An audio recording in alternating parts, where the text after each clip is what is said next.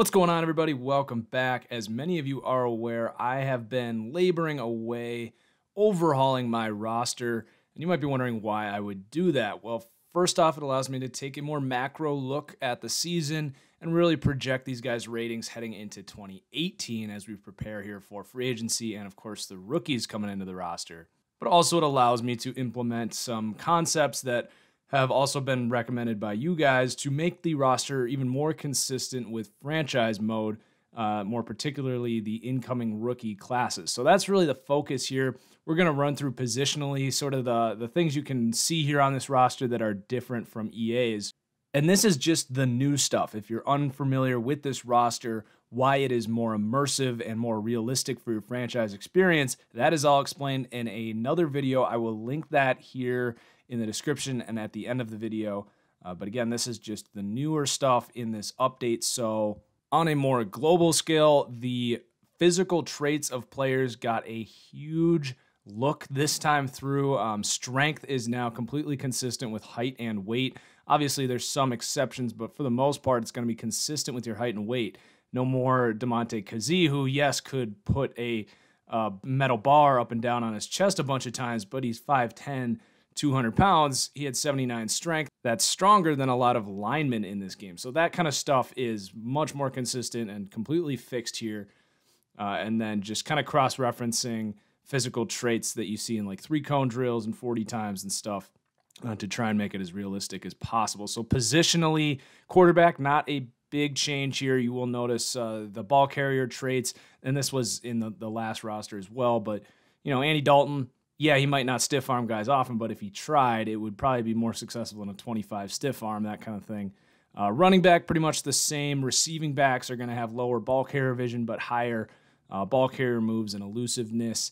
Receiver, not a big change here. Run block got really looked at this time through, cross-referencing with the PFF run block grades, also considering a guy's strength, height, and weight, how they might be able to functionally run block as well. And then tight ends, this is probably the biggest positional overhaul this time through.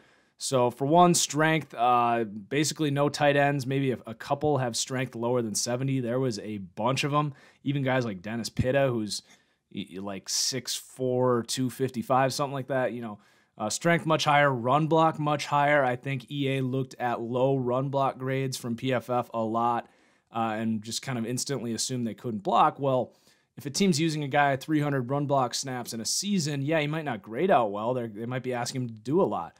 But they obviously see something in the guy to have him have 54 run block, pretty crazy. So that stuff is fixed. The catching and receiving abilities is going to be lower for tight ends to compensate there for that run block boost. That also pairs much better with the incoming tight ends in franchise mode that have a really high run block as well. So tight ends are going to feel much better this time through. Also, agility and acceleration, I think, on average is lower. Not necessarily for every player, but a lot of guys had a little too high agility that didn't match up with their shuttle and 3-cone scores that I also think matches with the way they play on film. Kyle Rudolph, for example, you see the guy catching a crossing route, and I think this is the way with a lot of tight ends.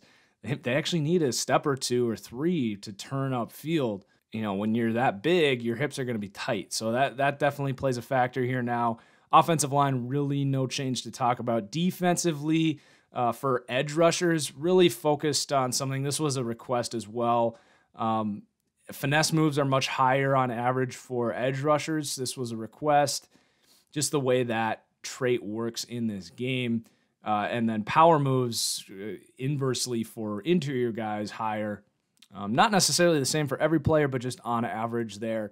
Middle linebackers, just a few things here. There was a lot of really lowly rated guys that would make incredible users. And sometimes that is true, but sometimes it felt like EA was just reaching and grabbing elite athletic traits out of nowhere when it didn't really match with their workout grades. And these are guys you've barely heard of. And then also just kind of making it more consistent with the lighter guys, you know, your 6'1", 225-pound linebacker, lower block shed, lower tackle. Just those smaller linebackers are going to have a harder time getting off blocks, especially when they're engaged with big linemen on the inside. You know, I think a lot of times you look at a guy like Telvin Smith, Yes, he's great against the run, but he usually plays outside of the tackle box. He's actually engaging tight ends and receivers a lot more than interior linemen, so that might explain why he grades out so well as a run defender. Whereas he's 215 pounds, if he gets hit in the mouth by a 300-pound lineman, it could be problematic for him. Corner, definitely a big overhaul as well, right there with tight end for the biggest change here. So for starters, for the first time, we looked at block shedding trait. I hadn't even really thought about this, because when you edit corners, it doesn't show you the block shed trait, but this is a really important trait. So block shedding is much higher on average for corners, especially for those nickel corners and guys that really show physicality in the run game. So that's going to show, I think. Agility, acceleration on average is higher. Finesse moves goes way up on average, especially for nickel corners. And usually from like the 30s to the 50s, just those edge blitzes able to show at least a little finesse rushing the passer. And then safety, kind of a big overall. Block shedding is going to be higher, especially for strong safeties. And then a big boost to zone coverage as well. And this all comes at the cost of awareness and play recognition, just making them more functional compared to the incoming safeties that to this point were much better. But I think this new update is going to fix that a lot. You're going to like the new safeties here. That's just a quick recap of some things you can expect with this roster.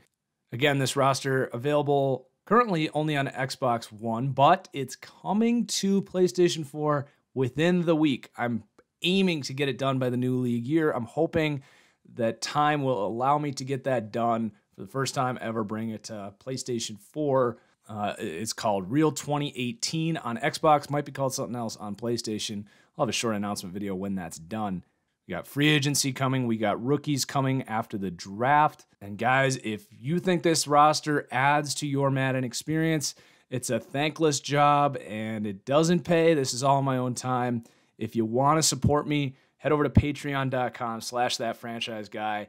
Your support means more than you know towards inspiring me to do these roster and make more videos, and all that stuff means so much. So go ahead and check that out. If you want to show your support, a lot of cool benefits over there. So that's it. Cheers, everyone. We'll see you soon.